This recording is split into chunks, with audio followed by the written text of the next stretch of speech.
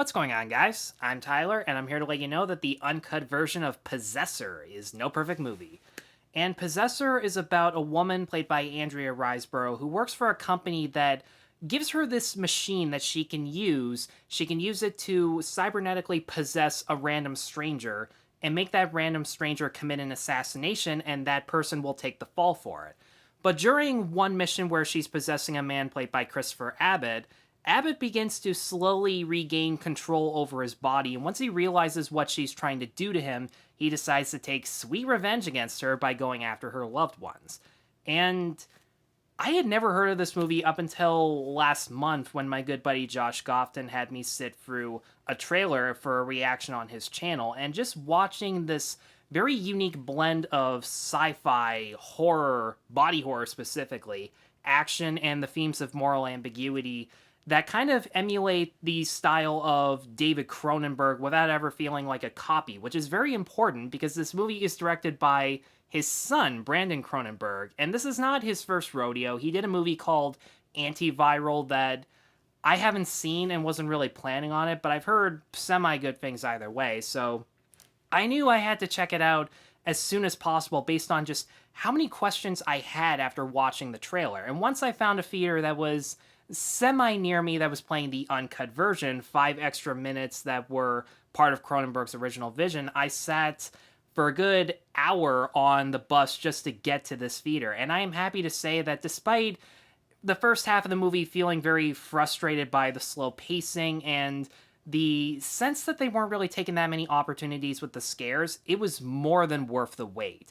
I think it goes without saying that the direction of this movie is without a doubt the star of the show.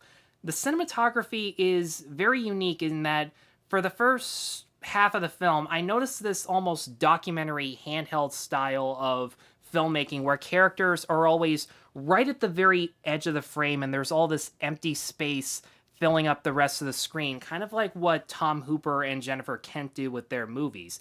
But as the character motivations become a lot more clear, the camera work becomes a lot more stable, they become center frame, and it actually makes certain moments feel very unsettling, namely the violence, because when it said uncut, I got a little squeamish, but also a little more excited. And I looked up what the time difference was between theatrical and uncut, and it's only a 5 minute difference, so I'm assuming this one was a lot more bloody, which I honestly wouldn't have guessed because I didn't think the violence was the star of the show again at the very beginning, because at first there are a lot of wide shots of just Riseborough or Abbott trying to stab someone in person, and you just see the rage that she's portraying through this one person's body. But then once you see the aftermath, all the blood, all the guts, all the limbs that have been severed in certain scenes are shot in full detail up close. And it's not excessively gory. There's nothing on par with something like Saw or Hostel, but when you take a good shot of one person's finger that's just sitting on the floor, the fact that it's shot in a close-up just makes it feel a lot more unsettling and disturbing. And weirdly enough, the violence does play a little bit into the character arcs, and I'll get a little bit more into that later, but the thing that really surprised me in terms of direction was that the main technique they used to unsettle us was actually a technique that I find usually very forceful and lazy in horror movies. That jump cut style of filmmaking whenever a person thinks they know what's going on and then they start to remember something that questions their sanity. In this case, there are a lot of jump cuts in between Riseborough and Christopher Abbott fighting with each other over whose body it really is. And I think the reason that those scenes were so effective were actually, there are two reasons. One of which, these sequences are drenched in neon red and neon yellow because red, yellow, and blue each have symbolic meanings throughout the film that I don't want to give away because, again, I didn't know that many details about the film going in. And the fact that it leaves you this level of uncertainty over really who's in charge of this one person's body, because something I really liked about the writing is that with Christopher Abbott's character, we see one scene of him before she actually possesses him, so we don't really know what his personality is like throughout the film. And then once he takes over, it becomes very confusing, but in a good way. What's he going to do? How smart is he of a person? Is he as violent as she is, if he's more violent, what's he going to do to her or her loved ones? It's all incredibly suspenseful, and it's all thanks to Christopher Abbott delivering a very good performance, one that I hope gets him more on the radar in the Canadian film industry and maybe a little bit in the American, because that's the interesting thing about the casting in this film. There are a couple big celebrities thanks to Cronenberg's father's legacy. You have Jennifer Jason Leigh, who is really good as the villain. I like how dry and nonchalant she is about how her business is unbelievably fucked up.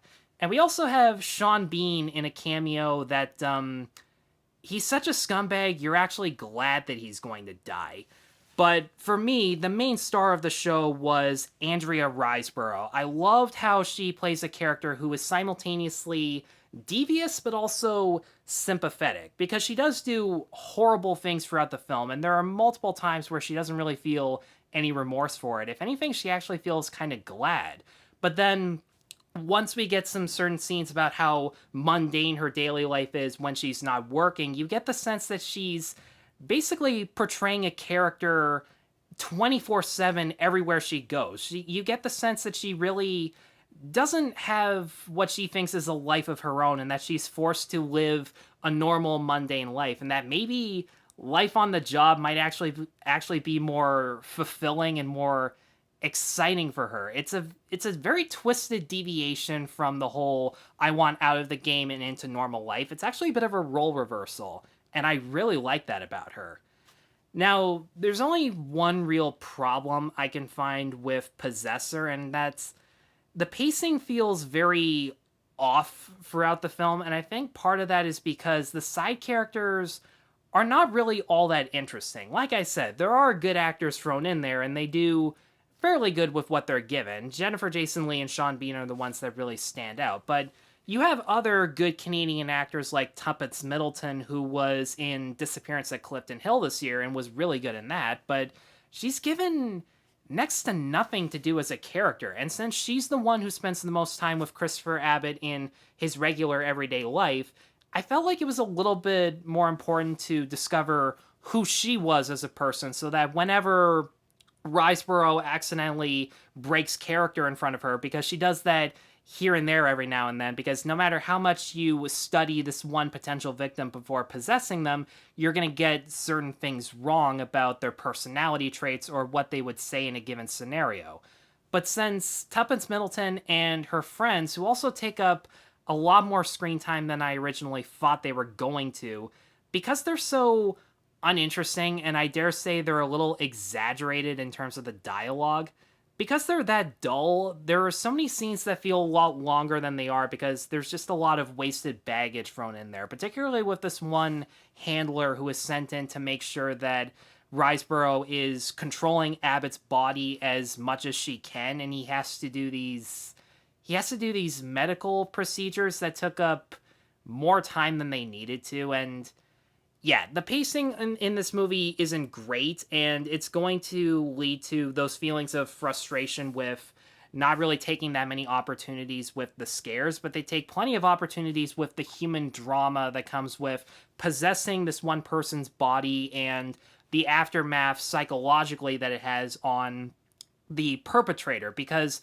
one of my favorite scenes is where Riseborough wakes up in Abbott's body and she checks him out by peeking at certain things, and I just sat there and I went, have you never possessed a man before? That just sounds really weird, but it leads to some character choices and certain visuals that I don't want to spoil, because you're better off not knowing. And I should probably stop talking about Possessor, other than this might actually be one of the best movies I've seen all year. It's by far the most entertaining Canadian movie that I've seen, because I've seen 3 this year. That never happens to Canadians. We don't watch our own movies.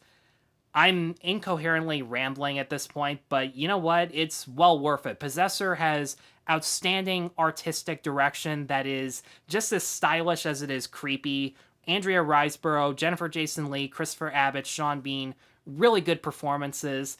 The themes and messages that I haven't talked about yet are really fascinating and had me thinking about it for quite some time after I got up from my seat. And for all of those reasons, I'm going to get Possessor Uncut a 4 out of 5. If you are in Canada and there are some theaters playing nearby, I'd say give it a try so long as you can handle certain gory moments. If you can't find it in any theaters anywhere, I believe it's going to be on HBO Max and Crave at some point because Crave was one of the producers. So, in any case, definitely seek out this movie if you're looking for some Halloween fun this month. Guys, thanks as always for watching. If you have seen Possessor, let me know in the comments below what you thought of it. Be sure to let me know if the theatrical version is less gory than the uncut, because I honestly don't know. Be sure to like, subscribe, and check out my other reviews at NoPerfectMovie.com.